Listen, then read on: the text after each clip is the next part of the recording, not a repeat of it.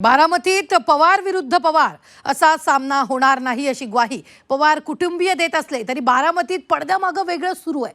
जय पवारांचं बारामतीत गाव दौरे सुरू झाले तर युगेंद्र पवारही मोफत विहिरी खोदून मतांची जुळवाजुळव करतायत। तिकडे रोहित पवारांचंही बारामतीवर लक्ष वाढलंय। त्यामुळे कुणीही काहीही दावे केले असले तरी बारामतीत पवार विरुद्ध पवार असा सामना होण्याची शक्यता वाढलेली आहे। पाहूया।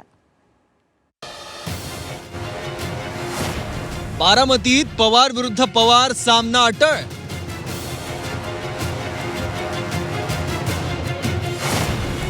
दोन 2029 साठी पवार कुटुंबातल्या इच्छुकांची मोर्चे बांधणी।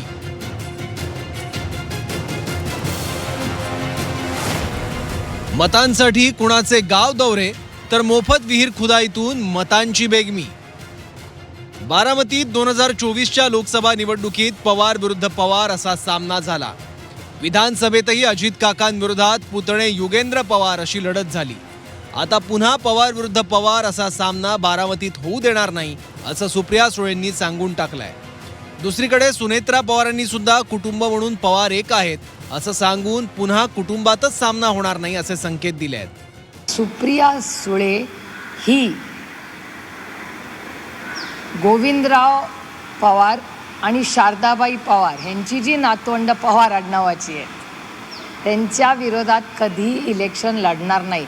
पण बाई आबांच्या कुठल्याही घरातल्या व्यक्तीच्या विरोधात सुप्रिया सुळे इलेक्शन लढणार नाही। दुसरा मतदारसंघ बघीन, मला देशाची सेवा करायची। जर दुसऱ्या कुणाची इच्छा असेल तर मी दुसऱ्या मतदारसंघात काम करीन, अडचण काय? भविष्यात कोणत्याही पवारांच्या विरोधात लढणार नाही।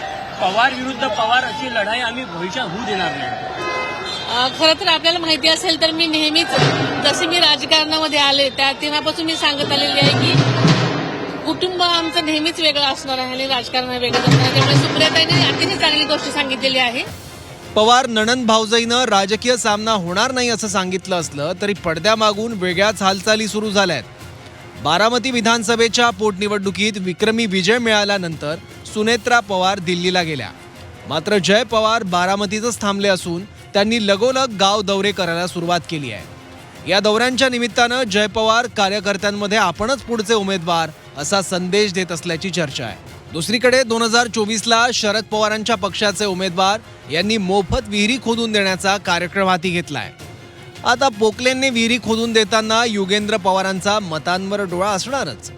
2029ला तिसऱ्या पिढीत जो कर्तृत्व सिद्ध करेल तोच बारामतीचा आमदार असेल असं युगेंद्र पवारांनी सांगून दावेदारीचा खुंटा मजबूत केलाय। उद्या काय होईल हे आज आपल्याला सांगता येणार नाही, पण जो कोण चांगलं काम करेल, ज्या पद्धतीने बारामतीकरांशी संवाद साधेल, वेळ देईल, बारामतीकर त्या व्यक्तीला निवडतील। आता तुम्ही देखील बारामतीकरांसाठी वेळ देत आहे, उद्यापासून जयदादा देखील देणार आहे। नेमकं बारामतीकरांनी कोणाला निवडायचं, कोणाला बारामती पवारांचा राजकीय वारसा बराच काळ राहिलेला आहे। 3-4 वर्ष, 3-3.5 वर्ष राहिलेले आहेत 29 साठी। अजून खूप वेळ आहे। सगळ्यांना त्यांचं कर्तृत्व सिद्ध करू दे। बारामतीकर हे खूप हुशार आहेत, 29ला ते ठरवतील। आता शरद पवारांच्या पक्षात फक्त युगेंद्र पवारच एकटे दावेदार आहेत का? तर तसंही नाही। रोहित पवार कर्जत जामखेडमधून लढणार असल्याचं सांगतात। तरीही रोहित पवारांचे बारामतीत दौरे वाढले आहेत। हल्ली बारामतीच्या कारभारात लुडबुड का करतात अशा ऑफ द रेकॉर्ड प्रश्न पवारांच्या तिसऱ्या पिढीतल्या एका नेत्यानं विचारलाय। या सगळ्या घडामोडी पाहता बारामतीत पवार विरुद्ध पवार असा सामना झाल्याशिवाय राहणार नाही असं बारामतीकरांना कळून चुकलंय। हे शीतयुद्ध सुरू असताना दत्तामामा भरडेंनी नवाच बॉम्ब टाकलाय। 2029च्या बारामतीच्या उमेदवार सुनेत्रा पवार असतील असं त्यांनी सांगून टाकलंय। बारामतीचा राजकीय वारस तर सुनेत्रा वहिनीच।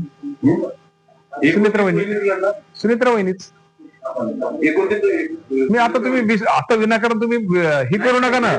आता सुनेत्रा वहिनी खूप चांगलं काम करतील। तुम्ही सगळे आपणच सगळे म्हणून सुनेत्रा वहिनीने परत राहू। सध्या पवार कुटुंबात 3 खासदार आणि 2 आमदार आहेत। 2 जण इच्छुक आहेत। अजितदादानंतर सुनेत्रा पवार बारामतीच्या आमदार झाल्या असल्या तरी बारामतीचा कारभारी अजून ठरलेला नाही असं पवार कुटुंबातल्या काही सदस्यांना वाटत असावं।